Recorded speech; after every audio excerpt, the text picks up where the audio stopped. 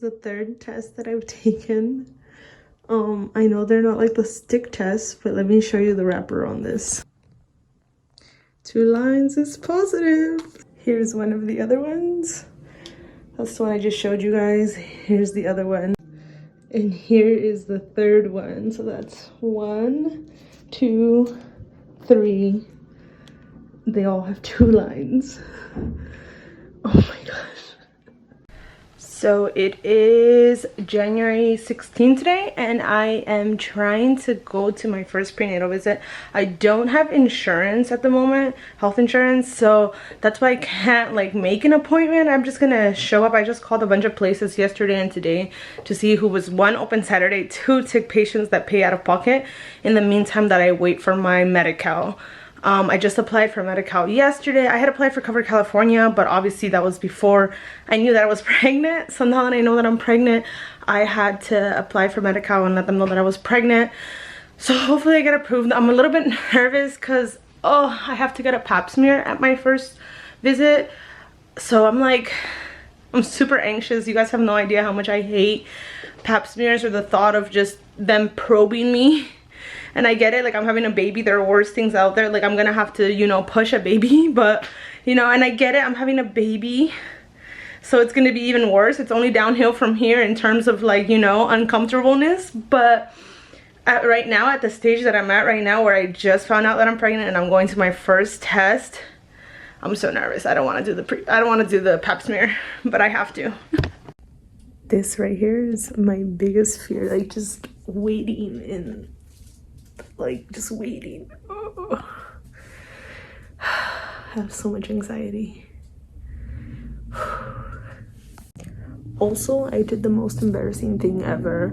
The nurse, I thought, for some reason, I thought I was gonna get a pap smear like first thing, you know?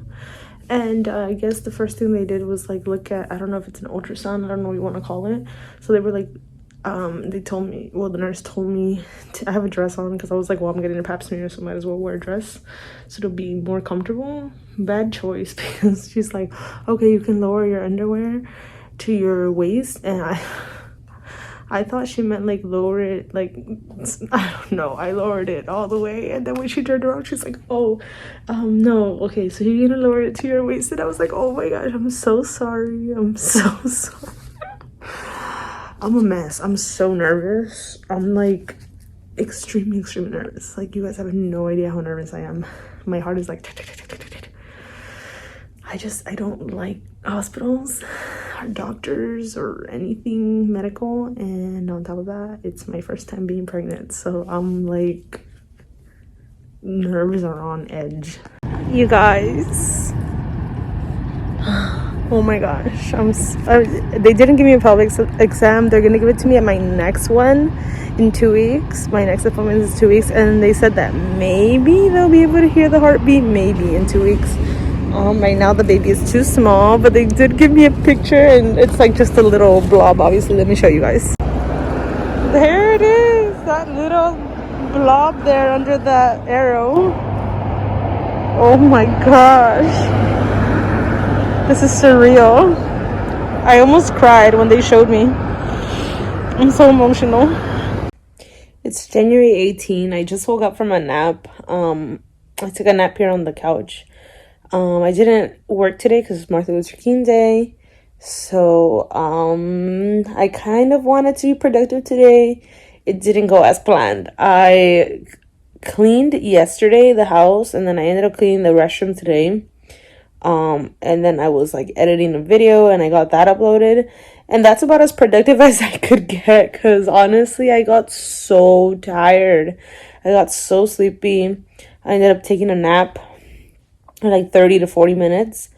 And officially yesterday my morning sickness started kicking in. I don't get it in the morning. I get it actually like around this time, around 6 o'clock, 7 o'clock, around like between like 5 to 7 o'clock, and it stays all the way until the night. So I'm so upset that I'm getting morning sickness. I haven't actually thrown up. It's just the nausea that I feel. I feel sick. But my husband has been making me water with like lemon or carrot juice with or orange juice, like natural, and that seems to be helping out a little bit. So I just drank some right now after I woke up from my nap. I woke up from my nap as soon as my husband got here, and then he made me some juice, and right now he went to go shower, and we're gonna go to Trader Joe's because I gotta get some fruit, and we also have to get some veggies because we want to make some chicken soup today. So we're gonna go get some veggies. Also, yesterday was my first day of taking my prenatals and my folic acid and all of that. I have a hard time swallowing pills, so my prenatals are about the size of like a Tylenol or an Advil, but I have such a hard time with pills. But luckily, so far so good. I'm hoping that I'll get more used to it, since I have 8 more months of taking these prenatals, and I don't know if you take them after when you're still breastfeeding. I would assume you do. I don't know. First time mama here. I don't know. I have all these questions. I can't wait to like tell my mom and my sister and like my friends so I can get like help on this, because I'm just kind of on my own right now. The only reason I'm keeping it from them, it's just, I don't know, I want to eventually tell them as a surprise, and then eventually I will let you guys know. Obviously, that's why I'm filming this, so that when I finally do tell everybody, I can put this up, and you guys can see what I was going through in secrecy. It is Monday, January 25th, and let me tell you guys that I feel extremely, extremely nauseous.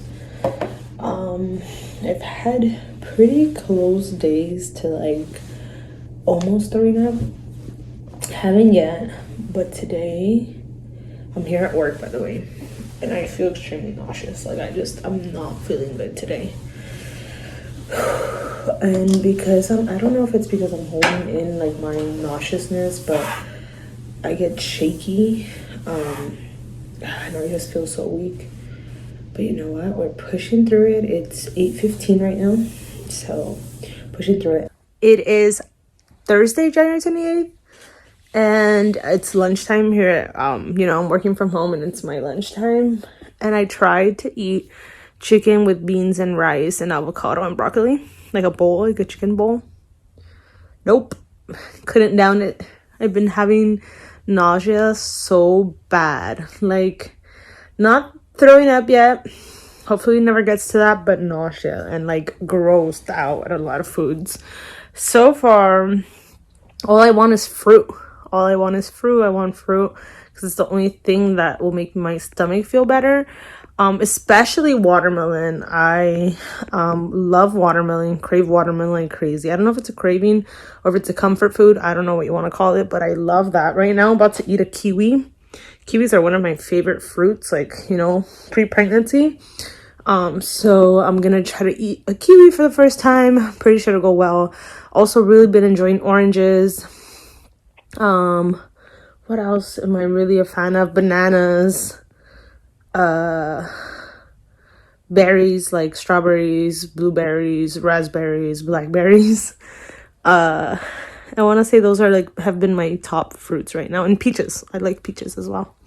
So I'm going to try kiwis right now. But that's where we're at in my pregnancy. Grossed out at food. Sometimes chicken, it'll sit right with me. And yesterday we had this downfall with my husband that I ate chicken and my stomach was hurting so bad. I was so grossed out. I came really close to throwing up, but I didn't. So, yeah, that's been rough. I've also been having trouble swallowing prenatal pills, but that's my thing. I've always had problem swallowing pills, so that's not like a pregnancy thing. It's just me in general.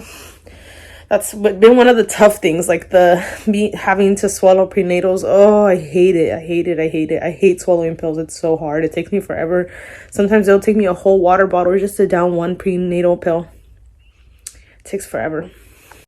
So guys, it's been a while since the last check-in that I did, but today is Sunday, February 21st. I had a rough couple of days.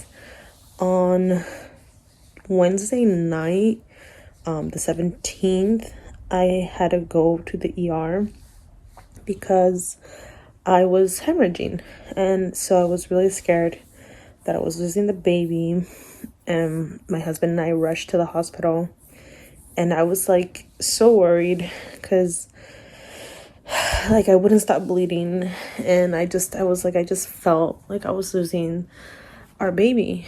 And I was just praying to God that, you know, nothing was happening. But I was just so panicked. Luckily, they saw me pretty much like within the 40 minutes, which for ER, I feel like it's pretty fast. Because when I went for my appendicitis, guys, it took them like 3 hours to check me in. So this time I feel like it was pretty fast. And I was so glad that they checked me in. And the first thing that they did was a pelvic exam. And the doctor told me, he's like, okay, your cervix is closed, so I don't think you're having a miscarriage. I think something else is going on because you are hemorrhaging, but I don't think you're having active miscarriage. And I was just freaking out. And with this whole COVID thing, it just sucks because my husband couldn't go in with me, so I was just there by myself, and I was like freaking out and trying not to panic at the same time to make matters worse, you know. And I was just trying to, you know, relax and just trusting God that you know, that if it was his will for us to have this baby, that the baby would be okay. And, you know, they were like, okay, well, now we have to run an ultrasound just to make sure that the baby is okay and that you're not having an actual miscarriage. And the doctor's like, I can't, you know, diagnose you that you're not having a miscarriage until we have the ultrasound. He's like, and you could still miscarry the baby, but as of right now you're not. So I was just like, okay, you know, that was at least some good news. It's like bittersweet news because it's like you're not having a miscarriage, but you could still have a miscarriage. And I was just like, and I was still bleeding at that point. I had been bleeding at that point for about 3 hours, and it was like bleeding, like heavily bleeding, and it was like a pretty much like a heavy period. But there were no clots. So I was just like, oh my gosh. And I was just, you know, just praying to God the whole time. And then it took a while for them to give me or to come to do the ultrasound. So then they came and they did the ultrasound, and they came and they got me and they took me to do the ultrasound. But what was bad is that they had to take me to, like, you know, the normal OBGYN department at this particular hospital that I went to. And then the OBGYN told me, because you're an ER patient, I'm not going to be able to give you results. You have to get your results from ER. And I was just like, okay. So the OBGYN ended up doing like internal ultrasound, which I had never done anything like that. Like, it's my first pregnancy, so I had never, you know, had an internal ultrasound. So they did the internal ultrasound.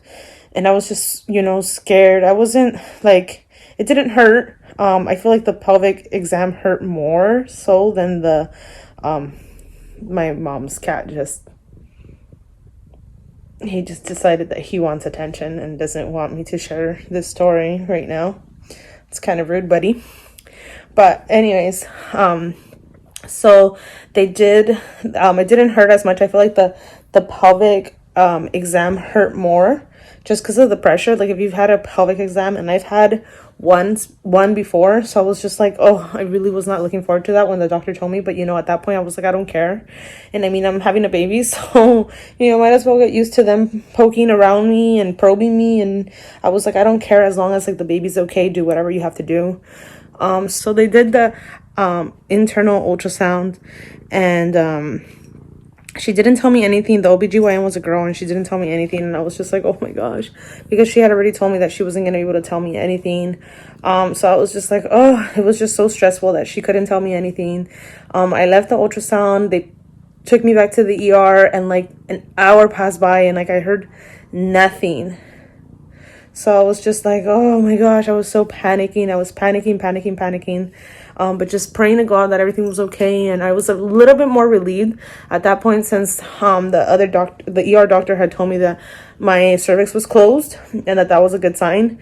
And then they came back with my results, and they told me that I had a I'm not sure how to play it. I'll put it here. It's a subchorionic hematoma. So basically, they're not really sure why this happens. It just happens in some pregnancies, and my pregnancy happened that I have that. So I am a little at a higher risk for a miscarriage. You know, if this hematoma were not to close and it were to reopen, because at this point, if it were to stay open or get bigger than it was, and I'll tell you the measurements of my hematoma right here. And I was just like, okay, you know, I'm still just praying to God. So I'm praying to God that this hematoma will heal and close, and that it won't reopen, and that I won't have any problems, because a lot of women who have subchorionic hematomas, they go on to have normal healthy pregnancies. It's just really scary. So, and there is that possibility of still miscarrying, but I'm just trusting in God that that's not gonna happen. So yeah, I just wanted to share that with you guys. I've just been resting since Thursday, taking it easy. I was put off work until Tuesday, so I'm not working tomorrow. And even then, on Tuesday when I start working again, I'm going to work from home. And then on Wednesday, I'm going to go back to work physically. And so I've just been taking it easy, just been resting at home. And yeah, so far so good. I'm not bleeding anymore. I haven't bled since I left the emergency room on Thursday at around 4 a.m. I bled, I think, for the last time when I came home right after that, like around 5 a.m. And after that, since then, I haven't bled, thank God. So everything's been okay. So I've been positive about it. And I have felt no pain. They asked me if I felt pain. I did feel pain when I was at the ER that night. But it was just a brief moment. And then after that, I felt no pain. And I haven't felt pain since. So I've just been keeping an eye. And I don't know if anybody else has gone. You know, if you're watching this, you probably went through the same thing I went through. So I don't know. I would just like to hear your experiences. Like whether they were positive or negative. Whatever the end result was with the subchorionic hematoma. But right now I'm just taking it easy. And I'm trusting in God that, you know, if this baby is part of God's plan for my life, then, you know, it'll happen. And also just taking it easy. So I was editing this video and I realized that I never told you guys or updated you guys what ended up happening to my subchorionic. But on March 15th, my husband and I went to a specialist that we were referred to. And he ended up confirming that the subchorionic had resolved itself and that it had healed, which is what you want to happen when you have a subchorionic, for it to heal itself. And that's what ended up happening, thank God. So that was March 15th. And then these next few clips that you guys are going to see are from March 6th. Oh, yeah, these next few clips are from March 14th. So we went Sunday, March 14th to take pictures. And then Monday, March 15th, we ended up confirming that the subchorionic had resolved itself. And then on March 16th, my husband and I announced that we were pregnant to the general public. So these next few clips are from Laguna Beach, from us taking our pregnancy announcement pictures. The day that we were announcing, when we came to Laguna Beach, my husband and I came by ourselves. It's kind of horrible because we have no one to take our pictures, so we're gonna figure it out on the way. But the last time that we came here, I think was like 4 years ago, either 4 or 3 years ago. It was before we were married, before we were engaged, when we were still dating, when I was still deciding if I wanted Elvis to be the one for me. I'm just playing, baby. The heck? I'm just playing. He just looked at me like this, like, really nice. But anyways, it looks really nice. And in a vlog, I told you guys that it's always cloudy when we come. And it was cloudy on our way over here, so we're like, oh, same old, same old. But look, it cleared up and it looks so beautiful. Just that my husband hates the sun, which, you know, I don't know why, but he hates the sun. So the only thing he hates right now is that he can't really see. But the light is beautiful, bro. Yeah, the beach is so beautiful. It looks nice. It's like sparkling.